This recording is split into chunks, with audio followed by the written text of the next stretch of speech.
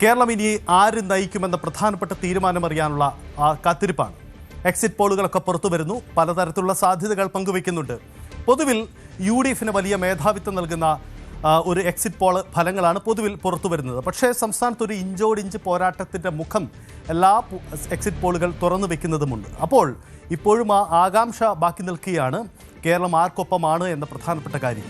രാഷ്ട്രീയ നേതൃത്വങ്ങളുടെ തെരഞ്ഞെടുപ്പ് തന്ത്രങ്ങൾ ജനങ്ങൾ ഏത് കണ്ട് സ്വീകരിക്കപ്പെട്ടു, ആർക്കാണ് മാൻഡേറ്റ് നൽകിയിരിക്കുന്നത് എന്ന വളരെ പ്രധാനപ്പെട്ട തീരുമാനത്തിൻ്റെ തൊട്ട് സമീപത്താണ് നമ്മൾ നിൽക്കുന്നത്.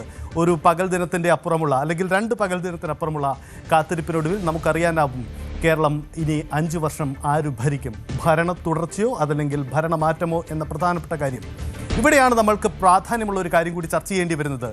എന്താവും പുതിയ സർക്കാരിൻ്റെ ഏറ്റവും പ്രധാനപ്പെട്ട ആദ്യ തീരുമാനങ്ങൾ എന്നത്?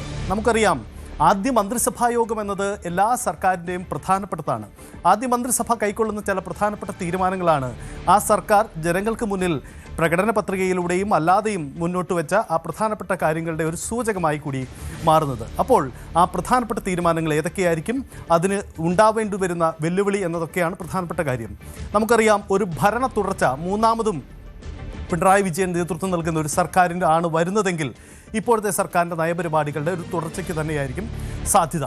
സ്വാഭാവികമായി പ്രകടന പത്രികയിൽ അവർ മുന്നോട്ട് വെച്ച പുതിയ അവകാശവാദങ്ങൾ, പുതിയ വാഗ്ദാനങ്ങൾ, അതിൻ്റെയൊക്കെ തുടക്കം കുറിക്കാൻ അവർക്കാവും. മാത്രമല്ല, ഒരു സർക്കാരിൻ്റെ കഴിഞ്ഞ 10 വർഷത്തെ നയപരിപാടികളുടെ ഒരു തുടർച്ച സ്വാഭാവികമായും അതങ്ങനെ തുടർന്ന് പോവുക തന്നെയായിരിക്കും. അത് പൊതുവിലുള്ള ഭരണതന്ത്രത്തിലും നീക്കങ്ങളിലുമൊന്നും വലിയ മാറ്റങ്ങളൊന്നും വരുത്താതെ അതങ്ങനെ മുന്നോട്ട് പോവുകയായിരിക്കും. ഒപ്പം അവർ 10 വർഷമായി ചെയ്തു വരുന്ന പരിപാടികൾക്ക് പുതിയൊരു നയപരിപാടി പ്രഖ്യാപിച്ചു മുന്നോട്ട് പോകും. ഒന്നാം പിണറായി വിജയൻ സർക്കാരിൻ്റെ അജണ്ടകൾക്ക് അല്പം കൂടി കൂട്ടിച്ചേർക്കപ്പെട്ടതായിരുന്നു രണ്ടാം പിണറായി സർക്കാർ വന്ന് നടപ്പിലാക്കാൻ ശ്രമിച്ച കാര്യങ്ങൾ. അപ്പോൾ ഇതൊക്കെ ജനങ്ങൾക്ക് മുന്നിലേക്ക് എത്തിക്കഴിഞ്ഞതാണ്. അത് എത്ര കണ്ട് ജനങ്ങൾ സ്വീകരിക്കപ്പെട്ടു എന്നതൊക്കെ പ്രധാനപ്പെട്ട കാര്യം കൂടിയാണ്. ഇനി നമ്മൾ ആലോചിക്കുന്ന കാര്യം, സംസ്ഥാനത്തൊരു ഭരണമാറ്റമാണ് ഉണ്ടാവുന്നതെങ്കിൽ, അതായത് UDFൻ്റെ ഒരു ഭരണ സംവിധാനമാണ് വരുന്നതെങ്കിൽ 10 വർഷത്തിന് ശേഷം സംസ്ഥാനത്ത് UDF അധികാരത്തിൽ വരാൻ പോവുകയാണ് എന്ന് കരുതുക.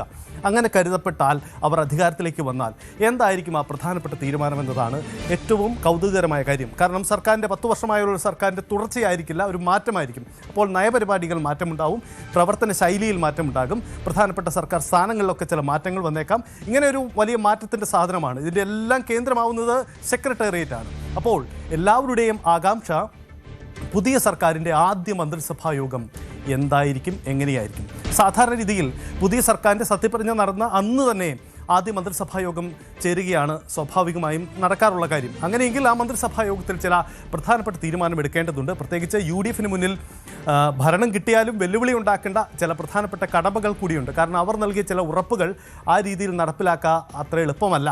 അപ്പോൾ സ്വാഭാവികമായും ജനങ്ങളോട് അവർക്ക് പുലർത്തേണ്ടി വരുന്ന ആ ഉറപ്പുകൾ എത്ര കണ്ട് പ്രധാനപ്പെട്ടതാകും എന്നത് കാര്യം കൂടിയാണ്. അപ്പോൾ എന്താണ് UDFൻ്റെ പ്രധാനപ്പെട്ട അജണ്ടകൾ, എന്തൊക്കെയായിരിക്കും ആ തീരുമാനം എന്ന കാര്യം കൂടിയാണ് നമ്മൾ പരിശോധിച്ച് പോകുന്നത്.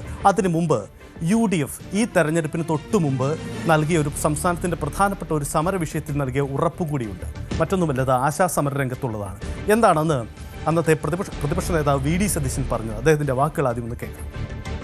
233 രൂപയാണ് ഒരു ദിവസം കിട്ടുന്നത് അല്ലേ? അതിനേക്കാൾ അപ്പുറത്തൊന്നും കിട്ടുന്നില്ല. എന്നിട്ട് ഇപ്പൊ 33 രൂപയെങ്കിലും കൂട്ടിയെന്ന് നമ്മൾ കിട്ടുന്നില്ല. 1000 രൂപ ഒരാളെ വീട്ടിൽ നിന്ന് വരുന്നതല്ലോ, അർഹതപ്പെട്ടതാ.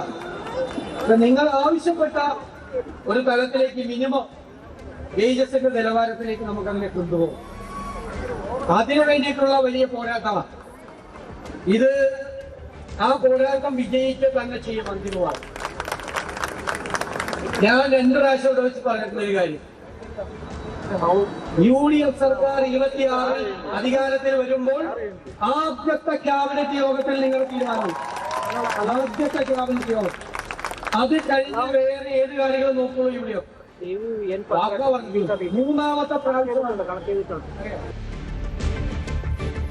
ഇതാണ് നമ്മൾ കേട്ടത്. ഒരു ആശാപ്രവർത്തകരുടെ സമരവേദിയിൽ സെക്രട്ടേറിയറ്റിന് മുന്നിൽ പ്രതിപക്ഷ നേതാവ് VD സതീശൻ നൽകിയ ഉറപ്പാണ്.